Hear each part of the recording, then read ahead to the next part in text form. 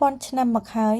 បឹងទន្លេសាបបានចិញ្ចឹមជីវិតប្រជាជនខ្មែរតែយើងបានដឹងគុណប្រភពជីវិតនេះដែរឬទេដោយសារបឹងទន្លេសាបមានគុណូបការៈដ៏ធំធេងវិសេសវិសាលដល់មនុស្សជាតិដែលមិនអាចកាត់ថ្លៃបានទើបរដ្ឋបាលស្រុកសូត្រនិគមនិងអង្គការដៃគូប្រារព្ធធ្វើពិធីដឹងគុណបឹងទន្លេសាបដែលធ្វើឡើងនាថ្ងៃទី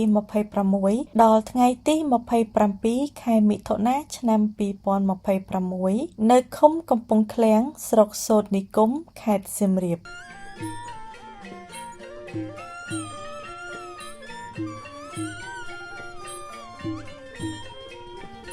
ជារៀងរាល់ព្រឹកមនុស្សជាច្រើនចាប់ផ្ដើមជីវិតរបស់ពួកគេពីផ្ទៃបឹងទន្លេសាបនេះបឹងទន្លេសាបមិនត្រឹមផ្ដល់ទឹកទេ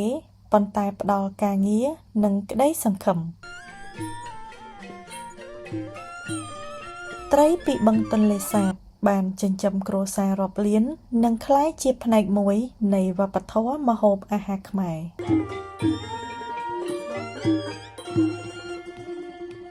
បឹងទន្លេសាបជាជម្រកនៃជីវៈចម្រុះដ៏សម្បូរបែបដែលមានតម្លៃសម្រាប់កម្ពុជានិងពិភពលោកបឹងនេះក៏ជាផ្ទះនិងជាវប្បធម៌រស់នៅដែលបន្តពីជំនាន់មួយទៅជំនាន់មួយ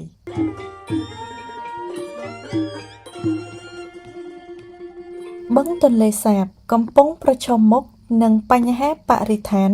និងការបាត់បង់ធនធានប្រសិនបើយើងមិនថែរក្សាអនាគតរបស់វានឹងរងផលប៉ះពាល់ដោយមើលឃើញនៅគុណូបការៈដ៏ធំធេងរបស់បឹងទន្លេសាបសម្រាប់មនុស្សជាតិយើងត្រូវធ្វើសកម្មភាពរួមគ្នាដើម្បីការពារបឹងទន្លេសាបសម្រាប់អនាគតទប់ស្កាត់រាល់សកម្មភាពបទល្មើសនេសាទខុសច្បាប់នៅរដូវត្រីពងដើម្បីអភិរក្ស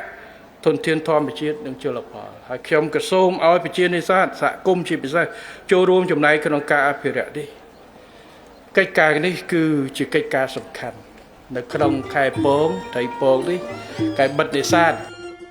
បឹងទន្លេសាបបានផ្ដល់ជីវិតដល់យើងជាច្រើនជំនាន់ថ្ងៃនេះជាពេលដែលយើងត្រូវដឹងគុណនិងថែរក្សាដើម្បីឲ្យប្រភពជីវិតនេះបន្តរស់នៅសម្រាប់កូនចៅជំនាន់ក្រោយ